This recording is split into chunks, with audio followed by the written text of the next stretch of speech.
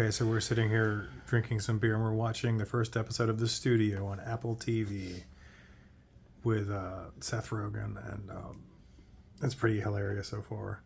So what are we going to drink, Mr. Spencer? Salon beer from Hungary. From Hungary. All right, Mr. Spencer. Let's see. It has a year on there, like 1848 or something, right? 1848. Says from the oldest brewery in Hungary. All right, the oldest brewery in Hungary. But it wasn't Hungary back then, was it? Oh, I don't know. Let's look up the timeline of Hungary. It says it's a light golden yellow transparent lager beer. It is characterized by restrained maltiness, a balanced bitterness, and a pleasant hop aroma. Salon beer is made according to the original recipe, without the addition of corn. Without the addition of corn. He had to translate that, so you should be happy out there in Wonderland. It is 4.5% alcohol by volume. Transported all the way from the great country of Hungary. This is one of those that my wife, my sweet wife of almost 18 years, picked up from a European market all the way in Destin, Florida.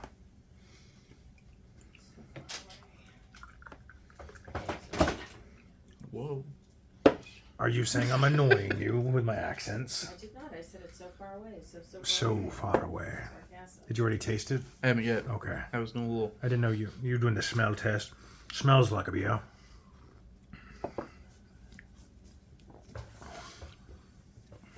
That's nice and easy. That is definitely a light beer.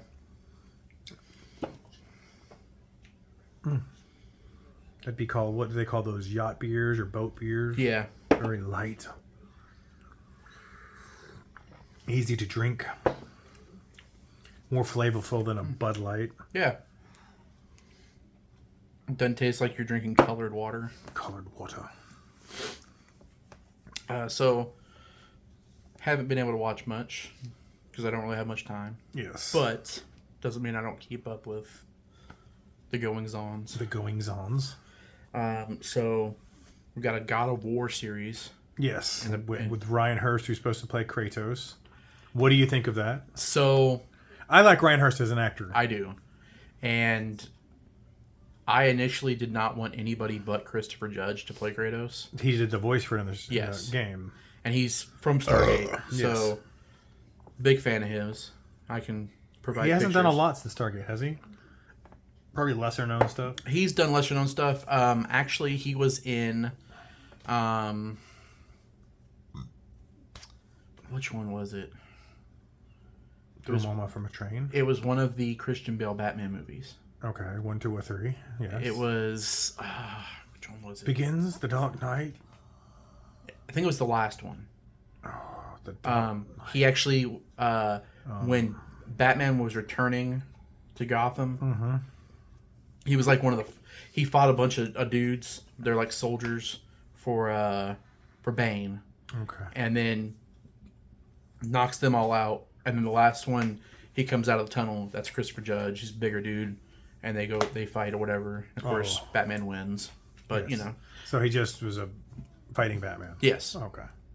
But didn't want anybody but him. But when they announced Ryan Hurst, I was like, okay.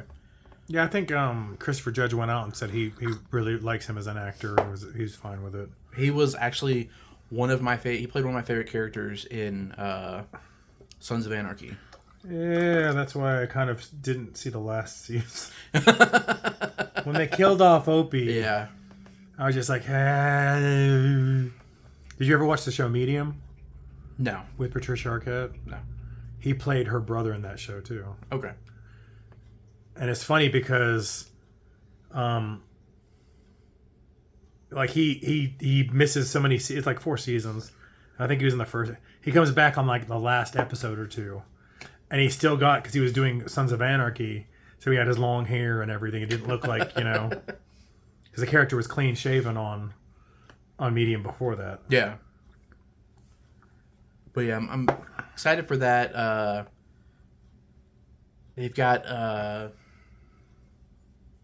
is it Mandy Patinkin Yes, Mandy Patinkin. He's going to play Odin, which I'm excited for that. Okay. And then Like chubby excited. I'm a little bit. Okay. Yeah. Okay. I respect that.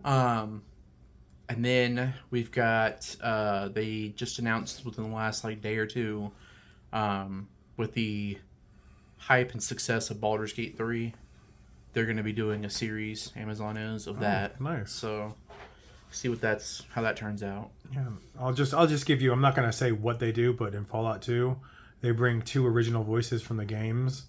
They bring Ron Perlman, and they bring Clancy Brown, because they both voiced the original, I think 1 and 2, and Ron Perlman was like the narrator you hear Yeah, narrating. he's done, I think, all of them. The narrating, yeah. War never ends. And then They're supposed to be re-releasing 3 in Vegas on Unreal Engine. I'm down for it.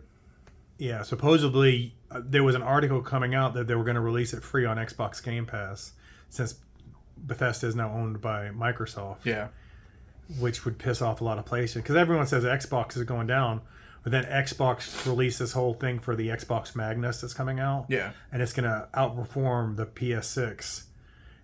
And they're like, yeah, we just don't want to compete with you. We're going to do our own thing. And it's like, exactly. If anyone actually... you can have your likes and everything. Sony is pushed more because they're more commercial and they get the bigger rights, but it doesn't mean they're better. Yeah. Like neither, I think the Series X or the PS6 or PS5 have lived up to their actual operating potential of what they can do.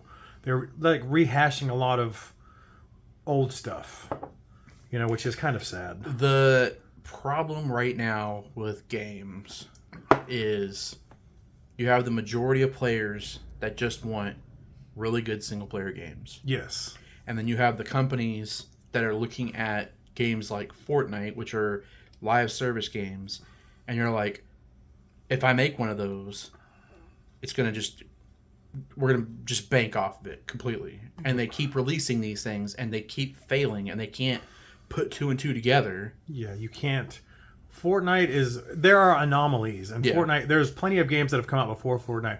Fortnite, for the reasons it attracted adults and attract kids. Yeah. And the selling point is the skins, and that's the whole thing, Yeah. and the fact that it works at all times. Yeah. And if they're scheduling, they've got a great. There was one article I read that Fortnite actually loses money every year. Epic does, running Fortnite, and they make up with it from other things. Yeah. Which is an amazing thing. You think how popular Fortnite is and how many people play it. Yeah. But I'm hoping that they'll start pulling their heads out of the proverbial ass and Yeah. start figuring things out, and we'll get back on track to where you have a game system that comes out, and the first, year or so, they're okay games, but as time goes on, these studios keep pushing the limits of The processing power. Yeah. Not just graphics, but Yeah. the processing speed that it can handle. Yeah. They're trying to get everything so realistic. You're pretty already there in some Yeah. aspects. It's the loading times, it's the play, the bugs and stuff like that. It's like, as a game player, like with Bethesda, we kind of get used to the bugs and the glitches. Yeah. And we accept them. And the bad story writing. Because it's not great. Yeah. But like the show is so much better. I mean, with Jonathan Nolan writing that show, he's taken all the little things, and it really puts the love of what we as the players can link to. And people keep trying to guess what's going to happen. Like, stop, let it go, Yeah. because it's existing in between everything. Yeah. And so that's what they say. Supposedly, at a certain point, this will lead to where Fallout 5 is going to be. And supposedly they're fast tracking that now, which is going to, I guess, upset a lot of the Skyrim fans, the Elder Scrolls. Yeah. Because that game should have been done. Like, didn't you get teased like 6 years ago? Yep. I mean, it's not as bad as GTA 6, but Hey, right now I am happy with the idea that we're getting the next Fable game this year yeah. in autumn. So you like Fable? Yeah, I love Fable. Okay. Never played Fable, so I don't know anything about it. It would be right up your alley Okay. because it's a lot of like British humor. Oh, really? Yes. It's and with what they're showing for this next one, I mean they've got the dude from the IT Crowd. Okay. The black guy with the almost like a fro or whatever. Okay. He's going to be in it. He's one of the characters in there. And the way it's set up, when you're talking to characters, it's going to be mockumentary style, like The Office. So, Did you ever try that Where the Wind's End or whatever game on PlayStation? not yet, no. Okay. Yeah. Because supposedly, whatever dialogue you enter into it, because you can freestyle and it reacts accordingly. Oh. That's like the guy I work with, Justin. He really likes it because of that, and the fact that that game is so good and it's free. And I'm like, yeah, why don't we get that? So you're still enjoying your Xbox? Your was it Ally or The ROG Ally? yeah, ROG Oh, yeah. Ally? It's what I've been mostly playing on. Well, I'll say mostly. It's what all I've been playing on here recently. Because we, in the evenings we go upstairs, we'll turn on First 48 and I'll be sitting there playing a game while we're watching the show. And I think that's one thing I think PlayStation and Microsoft, Sony, and they don't get why people are, like the Switch is the most popular system because it's both. It's handheld and then you can go home and play it on the big screen. Yep. And that's the selling point. And I don't know why they're not trying to, because I know Nintendo's a little sue crazy on these are our trademarks. But could you trademark that? As long as you don't use the same dock. I mean, it's basically just a port that ports to your... I mean, I could do the same thing with the ROG. All it needs a Controller. laptop dock. Okay. And a controller, yeah. That's the thing is that's what makes the Switch so sellable is like you can take right off the side, plug them in, and so I mean I don't know what anybody's move is coming up. I think after this next generation of consoles, because I mean PlayStation's got the PlayStation Portal. Yeah. Xbox just had the ROG Ally come out. Yeah. I think after this next generation, it's probably going to be more like handhelds, portables than it is like a console you buy and it just sits, I don't know though. I mean, that's the whole thing. I mean, it has its purposes. It's like the Steam Box or Steam Deck is coming out, but there's a handheld Steam Deck, which isn't as popular. It's not caught on as much, but a lot of people are interested in the sit down version. Yeah. But it also depends on the price point, and with all the chips going up in prices, it got delayed because of the chips. Yeah. So and now all these investors are admitting they've flooded the market with this AI. Then the AI really isn't AI; it's a bunch of crap. Which we could have told you that because. So the biggest hit on that I've seen so far was a couple months ago. Microsoft came out and said that they were moving Windows to this like AI agentic version of Windows that basically it's just Copilot with like a Windows like overlay. You'll be dealing like mostly with Copilot.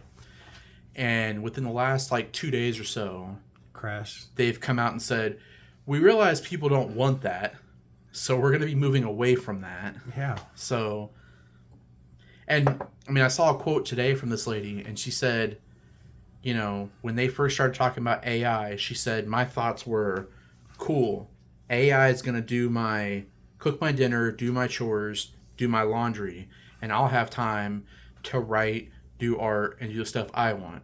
No. And she's like, but it's the complete opposite. AI is doing the art, doing the writing, and, and then I'm stuck doing the chores while it's doing, no. Yeah. That's what I'm saying. AI, to me, the version we have of AI isn't actually artificial intelligence. It's a rehash of humans, and it's all full of mistakes because we are full of mistakes. You're not going to be able to get a computer to think by itself if it's pulling all of its facts off the internet. And that's the biggest mistake is so many faulty things that are on the internet. I mean, how many times have you Googled something and like, was it Gemini that goes with the Android. I think it's Gemini. Yeah, Gemini's Google's. And it gives a little thing of this, but when you look it up, it's totally wrong. Yeah. And Grok does the same thing, and every one of them, they're pouring this money in, but it's still pulling from groups of wrong intellectual. And it can't, the AI we have cannot disseminate between good facts and bad facts. Yep.